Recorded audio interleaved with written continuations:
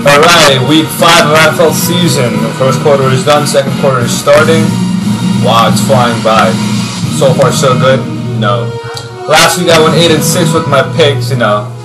It's pretty bad, but considering so many upsets that occurred, you gotta understand, it's any given Sunday for every team. And you know, that's the good thing about NFL. You never know who's gonna show up to play on Sunday and just beat you.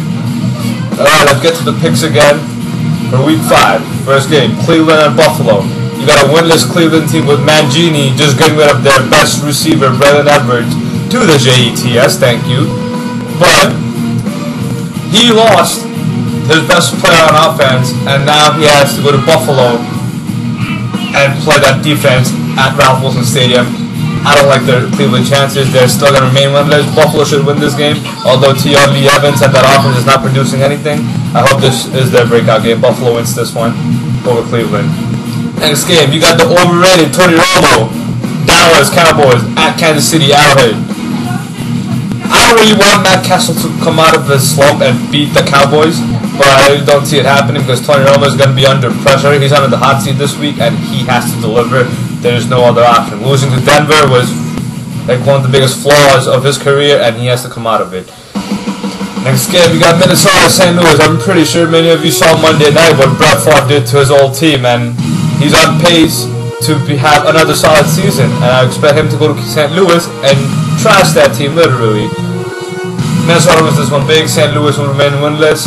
Steve Spagnuolo got a lot of work to do down there.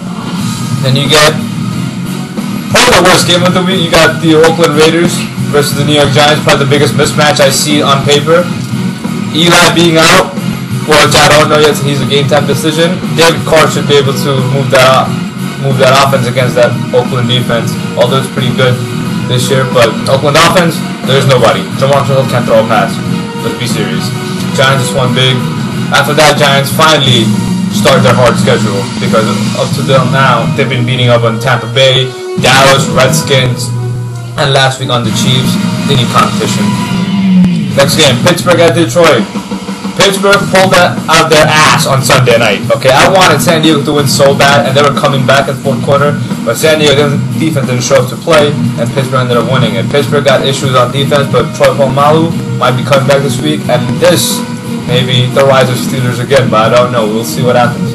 And Detroit, Matt Stafford is injured, but he should be able to play Sunday. But I don't see Detroit doing any damage in this game, although it's any given Sunday, like I said. But I said Pittsburgh win this one. Then we get Washington at Carolina.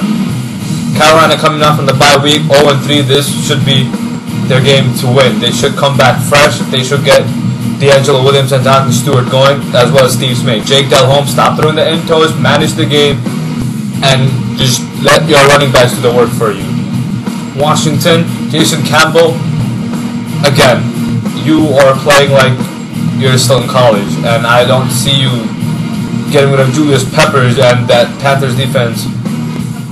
You know, you can't get rid of them easily, and you know, I just don't see you doing anything. Santana Moss is gonna be helping you a lot, but Jason Campbell, you're gonna lose Sunday. Carolina wins this one to get their first win. One of the good matches of the week now, Cincinnati at Baltimore, T-Bank Stadium. This should be a good game, regardless of how Cincinnati's defense and Baltimore defense never really go along. But I say this should be a good game because Cincinnati is 3-1, which I think this should be 4-0. But the week 1 fluke over Denver, beat them. That was pretty upsetting. But Baltimore coming up from a New England loss. Ray Lewis is obviously upset about those roughing the passer calls on Brady, which I think was absolutely an embarrassment, like Ray Lewis said. And they should be able to beat up Cincinnati. This should be a close game. I expect Baltimore to win with a field goal at least. Then we get to Atlanta at San Fran. This is a pretty damn good game in the NFC. Well, you don't get a lot of good games in the NFC. This is one of them. San Fran has a solid defense. Sean Hill is a good quarterback. Michael Crabtree is back, but he's going to be inactive for Sunday. But Atlanta's high-flying offense is going to go out to Candlestick Park at San Francisco, and this should be a good game. I say Atlanta loses to San Francisco. Then we go to Jacksonville at Seattle. Matt Hasselbeck is coming back, so that's a good news for Seattle Seahawks fans. Jacksonville coming off from 2 straight wins over Tennessee, and I forgot who they beat last week. And No, this should be a good game. Questville crowd is going to be jam-packed because Hasselbeck is returning. And I see Seattle putting up a fight, but they won't win it because Jacksonville is on a hot streak right now. Then we get Houston at Arizona. This should be a offensive showdown because Andre Johnson, Larry Fitzgerald, Matt Schwab, Kurt Warner, it's Kevin Walter, Anquan Bolden. It's going to go to the distance, and I don't see both of their defenses helping their teams to win because they're going to feel helpless throughout the whole game. Both offenses have to play catch up. Whoever is up, they have to chase them, and that's how it's going to go the entire game. I say Arizona wins this one with at least a touchdown. Then we get what's being called the game of the week. New England at Denver. You got Belichick versus McDaniels. Just like we used to have Belichick and Mangini before, now it's McDaniels. I want Denver to win this, like I said. I'm not a New England fan, but it will be hard for Denver to beat a New England team that's playing good right now.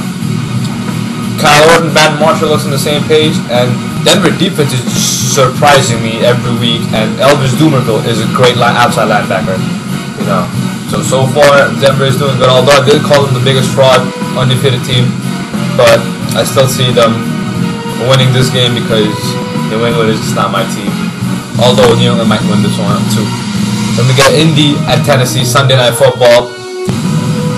I'm gonna be watching that game with my friends, celebrating my birthday that night, and it's gonna be fun to see a desperate winless team going up against the high-flying, undefeated Colts offense. I mean, this is gonna be Tennessee secondary. Better be prepared because Peyton Manning is coming in town, and he could beat you any way he wants to.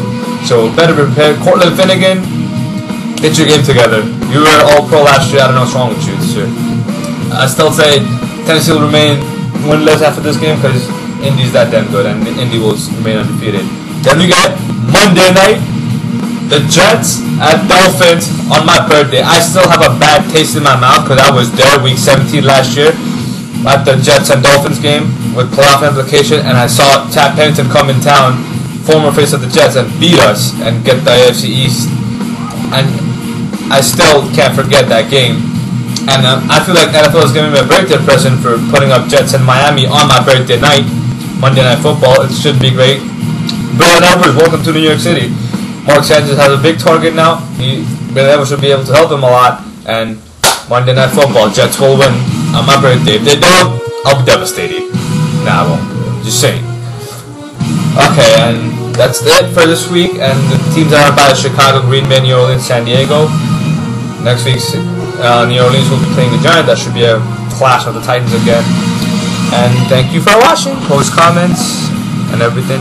I'll see you next week.